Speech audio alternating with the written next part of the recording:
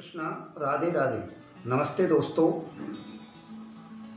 हमने पिछले वीडियो के अंतर्गत आपको पितृपक्ष के बारे में बताया था।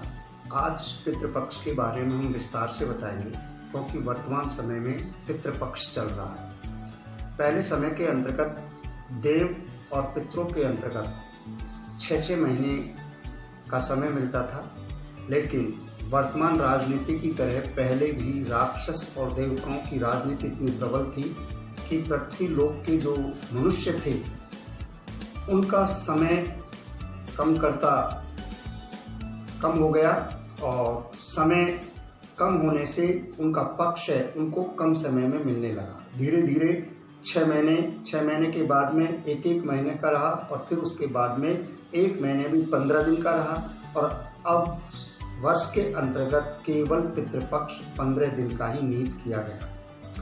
कहते हैं कि पहले समय के अंतर्गत देव और दानव 2 वृत्तियां थी।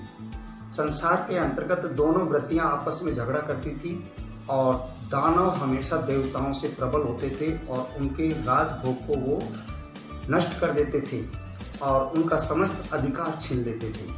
यहाँ तक कि यज्ञ की संपूर्ण प्राप्तियां भी उन्हीं को होती थी।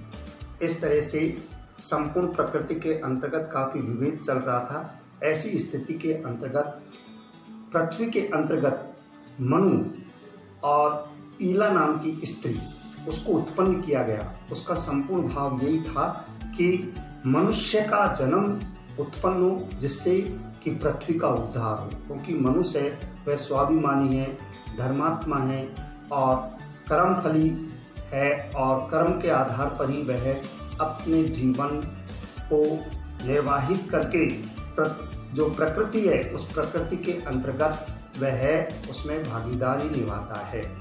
तो कहने का तात्पर्य है कि साहसी है, वह कष्टों को सहन करने वाला है, हर परिस्थिति में वह अपने आप को प्रबल बनाकर वह प्रकृति भेदन में अपना पूर्ण सहयोग करता है। इसलिए कहते हैं कि पृथ्वी पर देवता भी जन्म लेने के लिए तरसते हैं।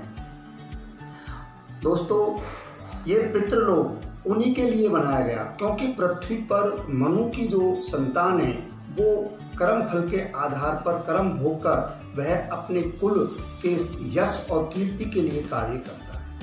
वह साथ में प्रकृति का भी ख्याल रखता है, प्रकृति को नष्ट होने से बचाता है, इसलिए उसको प्रबल माना गया है। वो उसका कर्म फल जब पूरा होता है तो वह यहाँ पर ऐश आराम भोग कर उसके बाद में वह अपने कुल के अनुसार सत्य कर्म करके वह परमात्मा के यहाँ जाता है। तो परमात्मा ने उनके लिए एक लोक निश्चित कर दिया गया, जिसे हम पितृलोक कहते हैं। पितृलोक भी देवताओं के लोकों के समान ही हैं।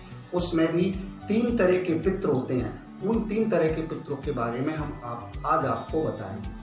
वैसे पितृ जो होता है वह उस कुल का सत्यकर्मी व्यक्ति होता है, जो देवों की तरह ही अपने कुल को फल देता रहता है और प्रभु से कामना करता है कि उसका जो कुल है वो यशस्वी रहे, वृद्धिशील रहे, विकास करता रहे, और उसका सुख दुख का हमेशा जो निर्णय है वो करता रहता है, और समय समय पर वह अपने कुल में भी जन्म लेता रहता है।